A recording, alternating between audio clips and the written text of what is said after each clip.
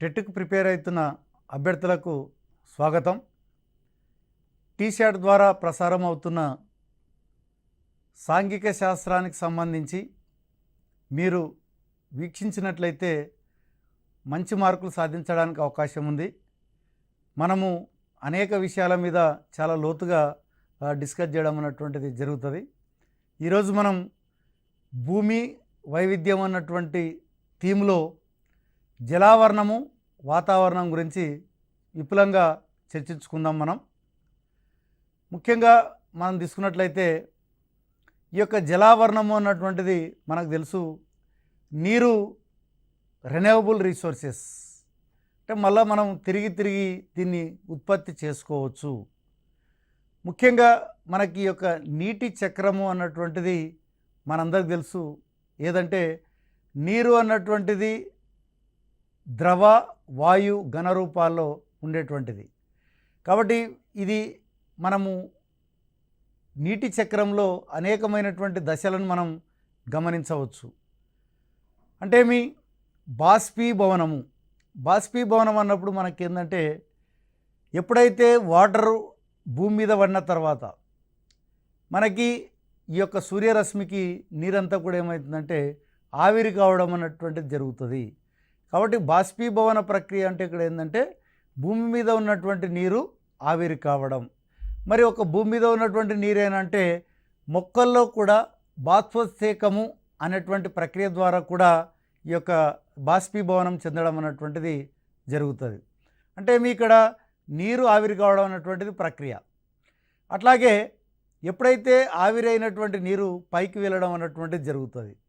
ఈ పైకి వెళ్ళినటువంటిది నీరు ఎప్పుడైతే దాని యొక్క మోతాదు ఎక్కువైందంటే అవి అన్నీ కూడా మేఘాలుగా ఏర్పడడం అన్నటువంటిది జరుగుతుంది.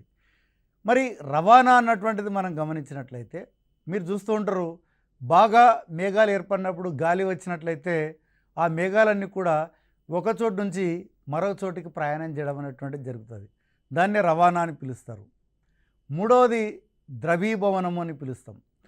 ద్రవీభవనము అన్నప్పుడు ఏంది అంటే అవి ఏవైతే మేఘాలు ఏర్పడినాయో అవన్నీ కూడా ఏంటంటే నీటిని తనలో ఉంచుకునేటువంటి శక్తిని కోల్పోవడం అన్నటువంటిది జరుగుతుంది. నీటి బిందువుల ద్వారా మనకి భూమి మీదకి పడడం అన్నటువంటిది జరుగుతుంది. ఎప్పుడైతే నీటి బిందువుల ద్వారా కానివ్వండి, మంచు ద్వారా కానివ్వండి భూమిని చేరేటువంటి ప్రక్రియను ఏమంటారంటే అవపాతము అని పిలుస్తారు. అట్లాగే మనకి భూమిలో చేరినటువంటి నీరు మళ్ళీ ఈ యొక్క కాలువలు, నదులు, అదేవిధంగా వాగుల ద్వారా ఉపరితల ప్రవాహం అన్నటువంటిది మళ్ళీ నడుస్తూ ఉంటుంది. అదేవిధంగా ఈ యొక్క ఏదైతే ఉపరితలం ద్వారా ప్రవాహం పోతున్నటువంటి నీళ్లు కొంత భూగర్భంలోకి ఇంకేయడం కూడా మనం గమనించవచ్చు. దాన్నే మనం భూగర్భ జలం అని పిలుస్తారు. ఈ భూగర్భంలో కూడా ప్రవాహాలు ఉంటాయి, కానీ అవి చాలా నెమ్మదిగా ఉంటాయి. అక్కడక్కడ మనం గమనించవచ్చు ఊటల రూపంలో కూడా పైకి రావడం అన్నటువంటిది కూడా జరుగుతూ ఉంటుంది. కాబట్టి ఇక్కడ మీరు గమనించండి, మళ్ళీ ఉపరితల ప్రవాహం ద్వారా ఈ యొక్క నీరు వెళ్ళేటప్పుడు మళ్ళీ ఏమవుతుంది, ఇది మళ్ళీ ఆవిరి కావడం అన్నటువంటిది జరుగుతుంది.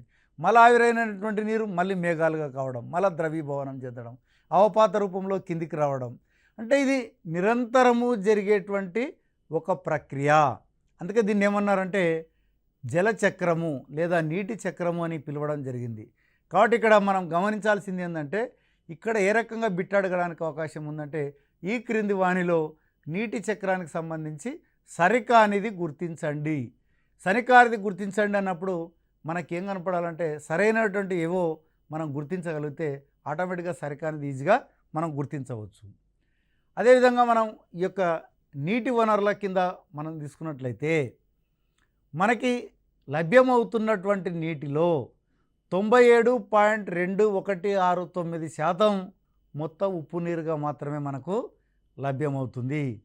కేవలం 2.7831% మాత్రమే మంచినీరు మనకి గమనిస్తూ ఉన్నాం.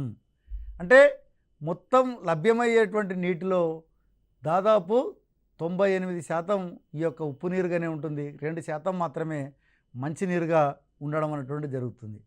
మరి మనకి మహాసముద్రాలు అన్నటువంటిది మనకు తెలుసు, 5 మహాసముద్రాలు ఉన్నాయి. ముఖ్యంగా మనకి పసిఫిక్ మహాసముద్రము, అదేవిధంగా అట్లాంటిక్ మహాసముద్రము, హిందూ మహాసముద్రము, ఆర్కిటిక్ మహాసముద్రము, దక్షిణ మహాసముద్రం అని 5 సముద్రాలు మనం చెప్పవచ్చు. ముఖ్యంగా గమనించినట్లయితే ఈ యొక్క బ్రిటిష్కి సంబంధించినటువంటి ఓడ పేరు ఏంటంటే ఛాలెంజర్స్. ఈ ఛాలెంజర్స్ అనేటువంటి ఓడ ముఖ్యంగా సముద్రాలను అంతా కూడా చుట్టి రావడం అనేటువంటిది జరిగింది. ఎప్పుడైతే సముద్రాలను చుట్టి రావడం జరిగిందో అప్పుడు సముద్రాల యొక్క అధ్యయనం అన్నటువంటిది ప్రారంభం కావడం అన్నటువంటిది జరిగింది. కాబట్టి ఇక్కడ మీరు బిట్టు ఏ రకంగా రావచ్చు అంటే ఛాలెంజర్స్ అన్నటువంటిది దేనికి సంబంధించింది అంటే మీ బ్రిటిష్ ఓడ, అదేవిధంగా ఇది సినిమాని, ఇంకా రకరకాలైనటువంటి ఆప్షన్లు ఇవ్వచ్చు. కాబట్టి ఇక్కడ మనకి ఛాలెంజర్స్ అన్నటువంటిది బ్రిటిష్ ఓడ. అదేవిధంగా నెక్స్ట్ కింద ఒకవేళ ఈ క్రింది వానిలో బ్రిటిష్ ఓడ ఏది అని అడగడానికి అవకాశం ఉంది. అప్పుడు ఆప్షన్లో మనకి ఛాలెంజర్స్ కనపడడం అన్నటువంటిది జరుగుతుంది. మరి ఇక్కడ పంతల్సా అంటే ఏందని మనం గమనించినట్లయితే పంతల్సా అన్నటువంటిది మనం చూసినట్టయితే ఏంటంటే కొన్ని వందల సంవత్సరాల క్రితం, వేల సంవత్సరాల క్రితం మహాసముద్రాలన్నీ కూడా ఒకే సముద్రముగా పిలువబడినాయి. దాన్ని ఏమన్నారంటే పంతల్సా అని పిలువబడినాయి. ఆ తర్వాత కాలంలో ఈ యొక్క మహాసముద్రాల యొక్క విభజన అన్నటువంటిది మొదలైంది. కాబట్టి మొత్తం సముద్రాలన్నీ కలిపి ఏమని పిలిచినారంటే పంతల్సాగా పిలవడం అన్నటువంటిది జరిగింది. మరి ఇక్కడ మనం చూసినట్టయితే భూమి మీద ఏ రకంగా అయితే ఈ యొక్క హెచ్చుతగ్గులు ఉంటున్నాయో అదే రకమైనటువంటి హెచ్చుతగ్గులు మనకి మహాసముద్రం యొక్క భూతలంలో కూడా కనిపించడం అన్నటువంటిది జరుగుతుంది. అంటే మీ మహాసముద్రం లోపల కూడా హెచ్చుతగ్గులు ఉంటాయి. అంటే పర్వతాలు ఉన్నాయి, పీఠభూములు ఉన్నాయి, మైదాన ప్రాంతాలు ఉన్నాయి, అదేవిధంగా లోతైనటువంటి ప్రాంతాలు కూడా మనం మహాసముద్రాల్లో గమనించవచ్చు. మరి సముద్ర భూతల స్వరూపాన్ని 4 భాగాలుగా విభజించవచ్చు. ఒకటి ఖండాతీరపు అంచు. ఖండాతీరపు అంచు అన్నటువంటిది ఇది 200 మీటర్ల లోపు మాత్రమే ఉంటుంది. అంటే మనకి సముద్రం యొక్క అంచు నుంచి 200 మీటర్ల లోపు వరకు ఏమని పిలుస్తారంటే ఖండాతీరపు అంచు అని పిలుస్తారు. ముఖ్యంగా ఈ యొక్క సముద్ర విస్తరణలో ఇది 7.6% మాత్రమే ఉంది. మరి ఇక్కడ చాలా తక్కువ శాతం మాత్రమే ఉంది. మరి అతిపెద్ద ఖండాతీరపు అంచు ఎక్కడ ఉందంటే ఆర్కిటిక్ మహాసముద్రంలో ఉన్నటువంటి సైబీరియా అన్నటువంటి సముద్రంలో మనకి సైబీరియా అన్నటువంటి ప్రదేశంలో 1500 కిలోమీటర్ల దూరం ఈ యొక్క ఖండాతీరపు అంచు గమనించవచ్చు. ఇది ప్రపంచంలోనే అతిపెద్ద ఖండాతీరపు అంచు. మరి ఖండాతీరపు అంచు వల్ల మనకు వచ్చేటువంటి లాభం ఏంటంటే ముఖ్యంగా చేపలన్నీ, అదేవిధంగా ఖనిజాలు ఎక్కువ మటుకు ఖండాతీరపు అంచులోనే మనం గమనించవచ్చు. మరి ఖండాతీరపు వాలు ఎక్కడి నుంచి అంటే 200 నుంచి 3000 మీటర్ల లోపు ఉంటే దాన్ని ఏమని పిలిచినారంటే ఖండాతీరపు వాలుగా పిలవడం అన్నటువంటిది జరిగింది. ఇది మొత్తం విస్తీర్ణంలో 15% మనం ఉండడం గమనించవచ్చు. మరి ఇక్కడ గమనించినట్లయితే ఆయా ఖండాల యొక్క సరిహద్దులను దేని బట్టిగా నిర్ణయిస్తారంటే మనకి యొక్క ఖండాతీరపు వాలును బట్టే మనకి ఖండాల యొక్క సరిహద్దును నిర్ణయించడం అన్నటువంటిది జరుగుతుంది. కాబట్టి ఇది చాలా ఇంపార్టెంట్గా అనిపిస్తుంది. ఎందుకంటే ఖండాల యొక్క సరిహద్దును ఎలా నిర్ణయిస్తారు అంటే ఖండాతీరపు అంచ, ఖండాతీరపు వాల అన్నటువంటిది, అదేవిధంగా మహాసముద్ర మైదానాల లేకుంటే అగాధాల అన్నప్పుడు మనకి గమనించాల్సింది ఏంటంటే ఖండాతీరపు వాల ఉన్నటువంటిది మనం ఆన్సర్గా రాయాల్సినటువంటి అవసరం ఉంది. నెక్స్ట్ మూడవది మహాసముద్ర మైదానాలు. ఇవి 3000 నుంచి 6000 మీటర్ల లోపు ఉన్నటువంటి దాన్ని మనకి ఇది చెప్పవచ్చు అన్నట్టు. కాబట్టి ఇక్కడ మనకి ఈ యొక్క ఖండాతీరపు మైదానాలు 3000 నుంచి 6000 మధ్యలో ఉన్నాయి. ఇది మొత్తం విస్తీర్ణంలో 76.2% మనం గమనించవచ్చు. అంటే మొత్తం విస్తీర్ణంలో మహాసముద్ర మైదానాలు చాలా ఎక్కువ విస్తీర్ణాన్ని ఆక్రమించి ఉన్నాయన్నటువంటిది కూడా మనం గమనించవచ్చు. ఇక మహాసముద్ర అగాధాలు మనం తీసుకున్నట్లయితే 6000 మీటర్ల లోతు ఉన్నట్లయితే దాన్ని మనం మహాసముద్ర అగాధాలుగా పిలవడం అన్నటువంటిది జరిగింది. మరి ప్రపంచంలోనే ఇప్పటివరకు అతి లోతైనటువంటి సముద్ర అగాధం ఏదంటే పసిఫిక్ మహాసముద్రంలో ఉన్నటువంటి మేరియానా ట్రెంచ్ అన్నటువంటిది 11,022 మీటర్ల లోతున్నటువంటి అగాధాన్ని కనుక్కోవడం అన్నటువంటిది జరిగింది. ఇది చాలా అతి లోతైనటువంటి అగాధం. అదేవిధంగా ప్యూర్టోరికో లేదా నేవ్స్ అన్నటువంటిది మనం చూసుకున్నట్లయితే ఈ యొక్క అట్లాంటిక్ మహాసముద్రంలో దీన్ని కనుక్కోవడం జరిగింది. 10,475 మీటర్ల లోతు ఉంది. అట్లాగే జావా ప్రాంతంలో ముఖ్యంగా ఇది హిందూ మహాసముద్రంలో ఉంది. 7,450 మీటర్ల లోతున్నటువంటి మహాసముద్ర అగాధాన్ని కనుక్కోవడం ఉన్నటువంటిది జరిగింది. కాబట్టి ఇక్కడ మీరు అభ్యర్థులు గుర్తుపెట్టుకోవాల్సినటువంటి అంశం ఏంటంటే ప్రదేశాలు గుర్తుండాలి, అదేవిధంగా వాటి యొక్క లోతు కూడా గుర్తుపెట్టుకోవాల్సినటువంటి అవసరం ఉంది.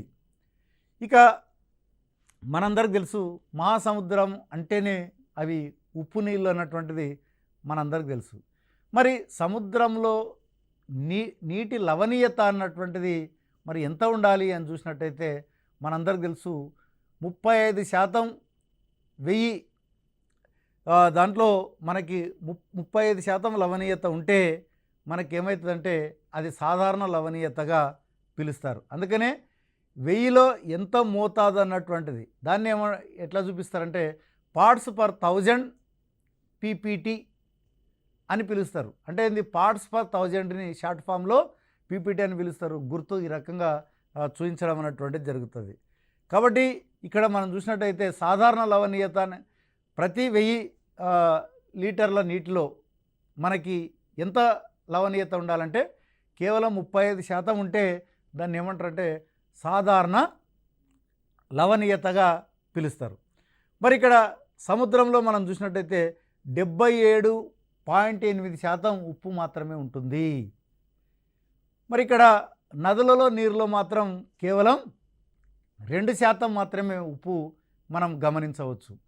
అదే మనకి ఎర్ర సముద్రంలో 40% ఉంది, మధ్యధరా సముద్రంలో 35% మనం గమనించవచ్చు. అంటే మీ మధ్యధరా సముద్రంలో సాధారణ లవణీయతనే మనం గమనించవచ్చు.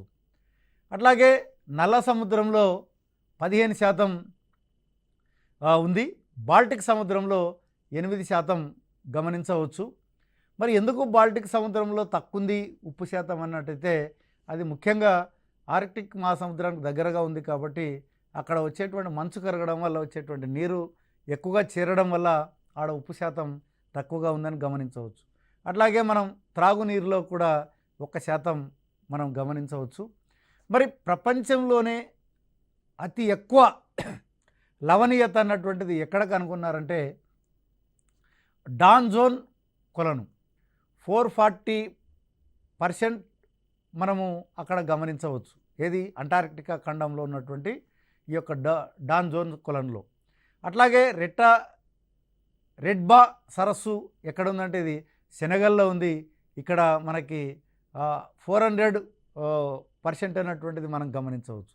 వాండా సరస్సులో అంటార్కిటికా అనే దాంట్లో మనకి 350 మనం గమనించవచ్చు. అంటే పార్ట్స్ పర్ 1000 అన్నటువంటిది మనకి ఈ యొక్క 350 వాండా సరస్సులో గమనించవచ్చు. అట్లాగే ఏదైతే ఉప్పు ఎక్కడెక్కడైతే ఏ ప్రాంతంలో అయితే ఏ సముద్రంలో అయితే ఎక్కువ ఉందో వాటిని ఆధారంగా గీసేటువంటి రేఖలను ఏమంటారు సమలవణీయత రేఖ అంటారు. అంటే మీ ఒక్కొక్క ప్రాంతంలో సేమ్ మనకి ఒకతాని 8 ఉంటే ఇంకో చోట కూడా 8 ఉందనుకోండి, ఇక్కడ 8ని అక్కడ 8ని రేఖ ద్వారా కలపడం అన్నటువంటిది జరుగుతుంది. అంటే సమ లవణీయత ఉన్నటువంటి ప్రాంతాలను కలుపుతూ గీసే రేఖలను ఏమంటారంటే సమలవణీయత రేఖలు అంటారు. ఐసోలైన్ అన్నటువంటిది మనకి పిలవడం అన్నటువంటిది జరుగుతుంది అన్నట్టు. ముఖ్యంగా మనం చూసినట్టయితే మహాసముద్రాల యొక్క ఉష్ణోగ్రత అన్నటువంటిది ఎంత మధ్యలో ఉంటుందంటే -2 డిగ్రీల సెంటీగ్రేడ్ నుండి 29 డిగ్రీల సెంటీగ్రేడ్ మధ్యలో ఉంటుంది. కాబట్టి సాధారణంగా మహాసముద్రాల ఉష్ణోగ్రత ఎంత ఉంటుంది అని అడిగినప్పుడు మనం దీన్ని కూడా గుర్తుపెట్టుకోవాల్సినటువంటి అవసరం ఉంది. మరి మనందరికీ తెలుసు మహాసముద్రాలు నిరంతరము ప్రవహిస్తూనే ఉంటాయి. అవి దీంట్లో మనం ఆ ప్రవహించేటువంటి దాన్ని బట్టి రెండు రకాలైనటువంటి ప్రవాహాలు ఉన్నాయి. ఉష్ణ ప్రవాహాలు, శీతల ప్రవాహాలు. ఉష్ణ ప్రవాహాలు మనకి ఎక్కడి నుంచి ఎక్కడికి వెళ్తాయి అంటే భూమధ్య రేఖ నుండి ధృవాల వైపు ప్రవహిస్తే వాటిని ఉష్ణ ప్రవాహాలని పిలుస్తారు. అదేవిధంగా ధృవాల నుండి భూమధ్య రేఖ వైపు ప్రవహిస్తే వాటిని శీతల ప్రవాహాలు అని పిలవడం అన్నటువంటిది జరుగుతుంది. మరి ఇక్కడ మనం ఉదాహరణలు కూడా అడగడానికి అవకాశం ఉంది.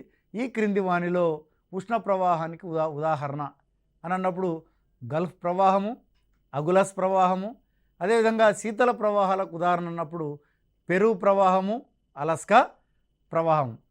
మరి ఇక్కడ ఈ యొక్క ప్రవాహం యొక్క వేగాన్ని బట్టి కూడా దానికి పేర్లు పెట్టడం అన్నటువంటిది జరిగింది. ఒకవేళ ప్రవాహ వేగము నిదానంగా ఉంటే దాన్ని డ్రిఫ్ట్ అని పిలవడం జరిగింది. ఇవి చాలా గుర్తుపెట్టుకోవాలి. ప్రవాహ వేగము నిదానంగా ఉంటే డ్రిఫ్ట్ అని పిలవడం జరిగింది. ప్రవాహ వేగము చాలా స్పీడ్గా ఉంటే దాన్ని స్ట్రీమ్ అని పిలవడం అన్నటువంటిది కూడా జరిగింది. కాబట్టి మనం రాసేటువంటి అభ్యర్థులు ముఖ్యంగా ప్రధానంగా ఇవన్నీ కూడా గుర్తుపెట్టుకోవాల్సినటువంటి అవసరం ఉంది. అదేవిధంగా మనం నెక్స్ట్ దాంట్లో మనం వెళ్ళినట్టయితే వాతావరణం అన్నటువంటిది మనకు తెలుసు. భూమిని ఆవరించి ఉన్నటువంటి గాలిని ఏమని పిలుస్తారు? వాతావరణం అని పిలుస్తారు. మరి ఇక్కడ ఆ వాతావరణంలో అనేకమైనటువంటి వాయువులు ఉంటాయి. మరి ఏమిటి ఆ వాయువులు వాతావరణంలో ఉన్నటువంటి అంటే ముఖ్యంగా ప్రాణవాయువు ఉంటుంది, నత్రజని ఉంటుంది, ఆర్గాన్, నియాన్, క్రిప్టాన్, జినాన్, ఇవన్నీ కూడా దుమ్ము, ధూళి, ఇవన్నీ కూడా వాతావరణంలో ఉన్నటువంటి వాయువులు. మరి ఇక దీంట్లో గమనించినట్లయితే ఎంత శాతం వాతావరణంలో వాయువుల పర్సెంటేజ్ అని గమనించినట్లయితే ప్రాణవాయువు వాతావరణంలో 21% ఉంది. మరి వాతావరణంలో అత్యధికంగా ఉన్నటువంటి వాయువు ఏంటంటే నత్రజని. 78% నత్రజని ఈ యొక్క వాతావరణంలో ఉంటుంది. ఈ ఆర్గాన్, నియాన్, బొగ్గు పులుసు వాయువు మనం తీసుకున్నట్లయితే చాలా తక్కువగా 0.03% మాత్రమే ఇవి ఉండడం జరుగుతుంది. కానీ ఈ మధ్య కాలంలో మనం చేసేటువంటి పనుల వల్ల కొంత బొగ్గు పులుసు వాయువు యొక్క పర్సెంటేజ్ పెరుగుతూ వస్తుంది. దానివల్లనే వాతావరణం వేడెక్కడం అన్నటువంటిది కూడా జరుగుతుంది. దాన్ని మరింత తగ్గించాల్సినటువంటి అవసరం ఉంది. మరి ఇక్కడ మనం గమనించినట్లయితే వాతావరణంలోని వివిధ పదార్థాల ఆధారంగా 2 భాగాలుగా విభజించడం అన్నటువంటిది జరిగింది. సమరూప ఆవరణము, బహురూప ఆవరణం. సమరూప ఆవరణము మనం తీసుకున్నట్లయితే 90 కిలోమీటర్ల వరకు సమరూప ఆవరణము, 90 కిలోమీటర్ల పైన ఉంటే దాన్ని బహురూప ఆవరణంగా చెప్పవచ్చు. దీంట్లో ప్రధానంగా సమరూప ఆవరణంలో ట్రోపో ఆవరణము, స్ట్రాటో ఆవరణము, మీసో ఆవరణము చెప్పవచ్చు. అదేవిధంగా బహురూప ఆవరణంలో థర్మో ఆవరణము, ఐనో ఆవరణంగా చెప్పవచ్చు అన్నట్టు. ముఖ్యంగా మనం ఒక్కొక్కటి డీటెయిల్గా చూద్దాం. ట్రోపో ఆవరణం మనం తీసుకున్నట్లయితే ఇది భూమి నుంచి కిందగా ఉన్నటువంటి ఆవరణం.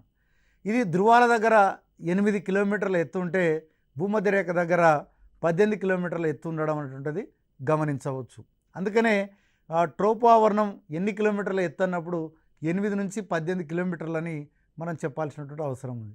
ముఖ్యంగా ఈ యొక్క మేఘాలు ఏర్పడడానికి కారణం ట్రోపో ఆవరణం. ఇది కూడా ఎక్కువ అడగడానికి అవకాశం ఉంది. అట్లాగే రెండవది స్ట్రాటో ఆవరణం.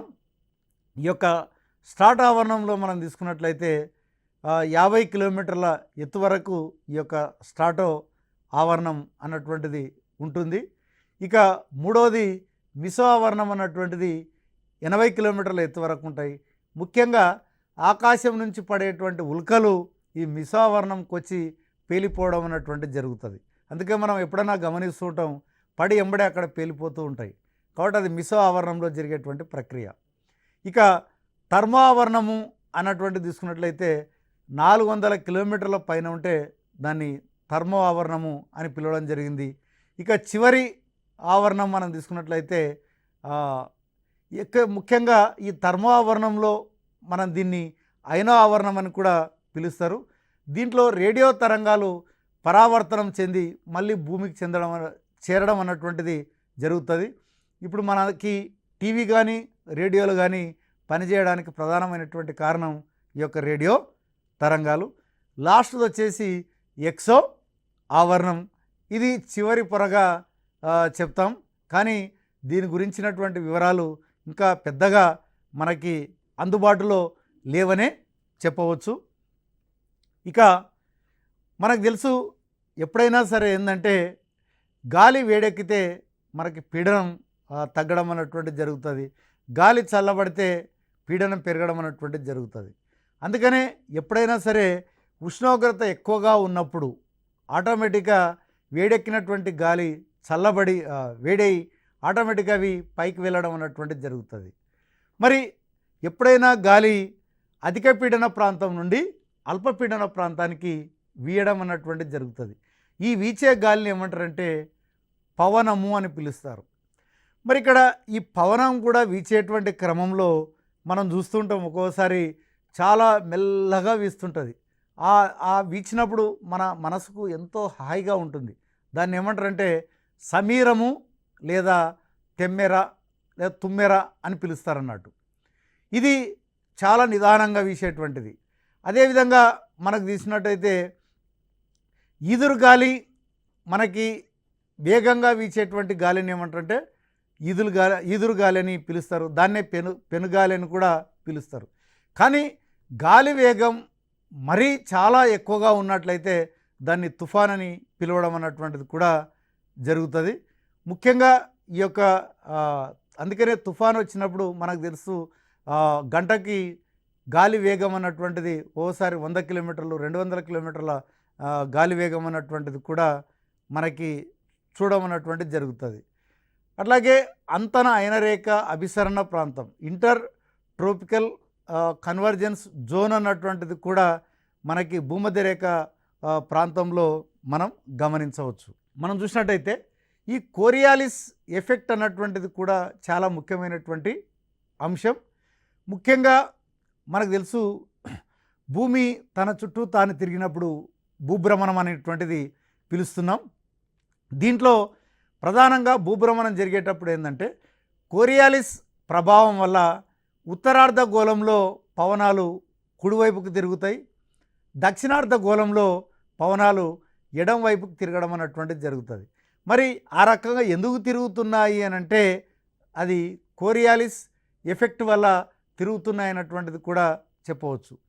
కాబట్టి ఇక్కడ క్వశ్చన్ ఎట్లా అడగడానికి అవకాశం ఉంది, కోరియాలిస్ ఎఫెక్ట్ వల్ల ఉత్తరార్ధగోళంలో పవనాలు ఏ వైపుకు వీస్తాయి, కుడివైపు, ఎడంవైపు, ఉత్తరం, దక్షిణం ఏదన్నా అడగవచ్చు. కాబట్టి ఇక్కడ మనకి ఈ యొక్క కుడివైపు అదేవిధంగా దక్షిణార్ధగోళంలో అయితే ఎడం వైపుకు వీస్తాయని చాలా స్పష్టంగా చెప్పవచ్చు అన్నట్టు.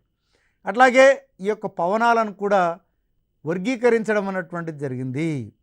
ముఖ్యంగా ప్రపంచ పవనాలు, ఋతుపవనాలు, స్థానిక పవనాలని ప్రధానంగా పవనాలను 3 రకాలుగా వర్గీకరించవచ్చు. మళ్ళీ ప్రపంచ పవనాలను వ్యాపార పవనాలు, పశ్చిమ పవనాలు, ధ్రువ పవనాలని 3 రకాలుగా వర్గీకరించవచ్చు.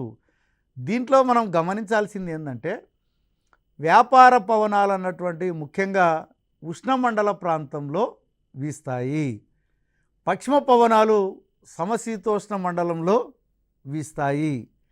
అదేవిధంగా ధ్రువ పవనాలు మనకి ఈ యొక్క ధ్రువ ప్రాంతాలలో వీయడం అన్నటువంటిది జరుగుతుంది. వ్యాపార పవనాలు అన్నప్పుడు మనం తీసుకున్నట్లయితే ఇవి ముఖ్యంగా తూర్పు నుంచి పడమరకి వీయడం అన్నటువంటిది జరుగుతుంది. అదే ఈ వ్యాపార పవనాలు ఉత్తరార్ధగోళంలో తీసుకున్నట్లయితే ఇవి ఈశాన్య వ్యాపార పవనాలుగా పిలుస్తారు. అదే దక్షిణార్ధగోళంలో ఆగ్నేయ వ్యాపార పవనాలుగా పిలుస్తారు. ఎందుకు ఆ రకంగా పిలుస్తున్నారంటే ఈశాన్యము ఆగ్నేయం వైపు నుంచి వీస్తున్నాయి కాబట్టి ఆ పేరుతోనో పిలవడం అన్నటువంటిది జరిగింది. మరి ఇవి చాలా ముఖ్యమైనటువంటి విషయం, చాలా కన్ఫ్యూజింగ్ కూడా ఉంటుంది. కాబట్టి అభ్యర్థులు బాగా గుర్తుపెట్టుకోవాల్సింది ఏంటంటే వ్యాపార పవనాలు ఉత్తరార్ధగోళంలో ఏ వైపు నుంచి వీస్తాయి, దక్షిణార్ధగోళంలో ఏ వైపు నుంచి వీస్తాయి అనేది గమనించాలి. అట్లాగే పశ్చిమ పవనాలు పడమర నుంచి తూర్పుకు వీయడం అన్నటువంటిది జరుగుతుంది.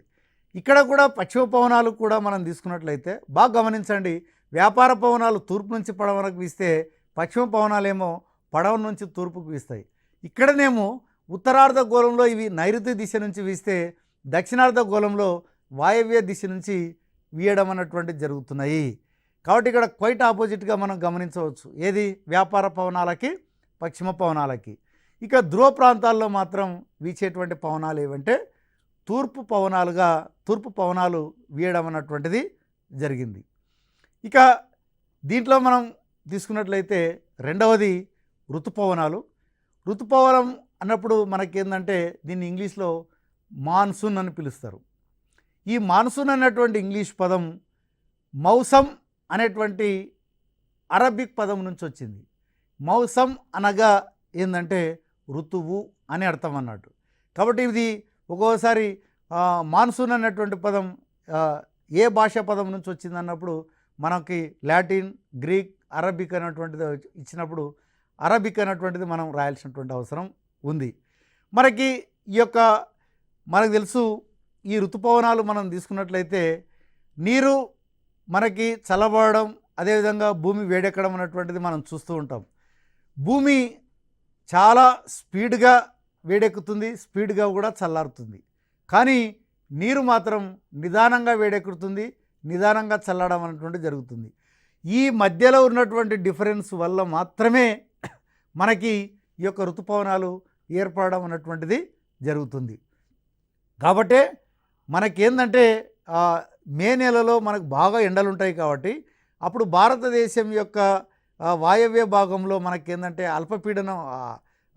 అల్పపీడనం అన్నటువంటిది ఏర్పడుతుంది. కాబట్టి మనకేమవుతుందంటే అప్పుడు సముద్రాల నుండి వీచేటువంటి చల్లలి గాలులు భారతదేశం మీదకి వేయడం వల్ల మనకి యొక్క నైరుతి ఋతుపవనాలు రావడం అన్నటువంటిది జరుగుతూ ఉంటుంది. మరి ఇక్కడ గమనించినట్లయితే ఏంటంటే ఉష్ణోగ్రత పీడనాల మధ్య తేడా వల్ల కొంత స్థానిక పవనాలు అన్నటువంటివి ఏర్పడుతున్నాయి. దీంట్లో ఉష్ణ పవనాలకి ఉదాహరణగా మనం ఏం చెప్పవచ్చు అంటే చీనుక్ అన్నటువంటి దాన్ని మనం ఇప్పుడు చెప్పవచ్చు. చీనుక్ అంటే మంచును తినేది అని చెప్పవచ్చు అన్నట్టు. అట్లాగే మనకి ఫోన్ అన్నటువంటిది కూడా ఒక ఉష్ణపవనం. ముఖ్యంగా ఫ్రాన్స్లో ద్రాక్ష పండ్లు బాగా పక్వానికి రావడానికి ఈ యొక్క ఉష్ణపవనాలు తోడ్పడడం అన్నటువంటిది జరుగుతుంది. అట్లాగే లూ, సైమన్, ఏమా, నార్వెస్టర్ అనేటివి కూడా మనకి ఈ యొక్క ఉష్ణపవనాలకి ఉదాహరణగా చెప్పవచ్చు. అట్లాగే శీతల పవనాలు తీసుకున్నట్లయితే ఇవి ముఖ్యంగా మిస్ట్రల్. ఈ శీతల పవనాలు ఆఫ్రికా ఖండంలో ఉన్నటువంటి ఆల్ప్ పర్వతాల మీదుగా ఫ్రాన్స్ వైపుకు వీయడం అనేటువంటిది జరుగుతుంది. అట్లాగే ప్యూనా అన్నటువంటి శీతల పవనం ముఖ్యంగా దక్షిణ అమెరికా ఖండంలో ఉన్నటువంటి ఆండీస్ పర్వతాల దగ్గర వీస్తాయి. అట్లాగే పంపారో అన్నటువంటి శీతల పవనం ముఖ్యంగా ఈ యొక్క పంపాలు అన్నటువంటి గడ్డి మైదానాల్లో వీయడం అన్నటువంటిది జరుగుతూ ఉంది. కాబట్టి ఇక్కడ మనం చూసినట్టయితే ఏంటంటే ఈ యొక్క వాతావరణము, శీతోష్ణ స్థితి, వాతావరణం అన్నటువంటిది తక్కువ కాలానికి సంబంధించి, శీతోష్ణ స్థితి అన్నటువంటిది ఎక్కువ కాలానికి సంబంధించి. ఒకవేళ వాతావరణంలో ఉష్ణోగ్రత, ఆర్ద్రత ఎక్కువగా ఉంటే మనకేం కలుగుతుందంటే ఉక్కపోత కలగడం అన్నటువంటిది జరుగుతుంది. ముఖ్యంగా మనకి మేఘాల్లో బాగా ఎత్తుగా ఉన్నటువంటి మేఘాలను ఏమని పిలుస్తారంటే సిర్రస్ మేఘాలుగా పిలుస్తారు. అదేవిధంగా క్యుములస్ మేఘాలేమో మధ్యలో ఉంటాయి, స్ట్రాటస్ అన్నటువంటి మేఘాలు మాత్రం కిందగా జరుగుతున్నాయి. కాబట్టి ఈ విభజన కూడా మీరు గమనించాలి. ద్రవీభవనాన్ని ప్రిసిపిటేషన్ అని పిలుస్తారు. ప్రిసిపిటేసియా అన్నటువంటి లాటిన్ పదం నుంచి ఈ పదం రావడం అన్నటువంటిది జరిగింది. మనకి వర్షపాతాల్లో కూడా సంవహన వర్షపాతం, పర్వతీయ వర్షపాతం, చక్రీయ వర్షపాతం అని ఉంటుంది. ఈ యొక్క పర్వతీయ వర్షపాతంలో గ్రీక్ పదమైనటువంటి ఒరేష్ అనేటువంటి దాని నుంచి మనకి ఈ యొక్క పర్వతం అన్నటువంటిది పదం రావడం అన్నటువంటిది జరిగింది. ముఖ్యంగా మౌంటైన్ అన్నటువంటి పదం రావడం జరిగింది. చక్రీయ వర్షపాతం మనకి కైక్లోన్ అనేటువంటి గ్రీకు పదం నుంచి సైక్లోన్ అన్నటువంటి ఇంగ్లీష్ పదం రావడం అన్నటువంటిది జరిగింది. కాబట్టి ఈరోజు మనం ఈ యొక్క జలావరణము అదేవిధంగా వాతావరణానికి సంబంధించి చాలా డీటెయిల్గా చర్చించుకోవడం అన్నటువంటిది జరిగింది. మరొక టాపిక్తో మీ ముందుకు రావడం జరుగుతుంది. అంతవరకు టీశాట్లో ప్రసారమయ్యేటువంటి ఈ కార్యక్రమాలు రెగ్యులర్గా వీక్షించండి. మరి టెట్లో మంచి మార్కులు పొందండి. మరి నెక్స్ట్ ఇంకొక టాపిక్తో మళ్ళీ కలుద్దాం. అంతవరకు సెలవు. నమస్కారం.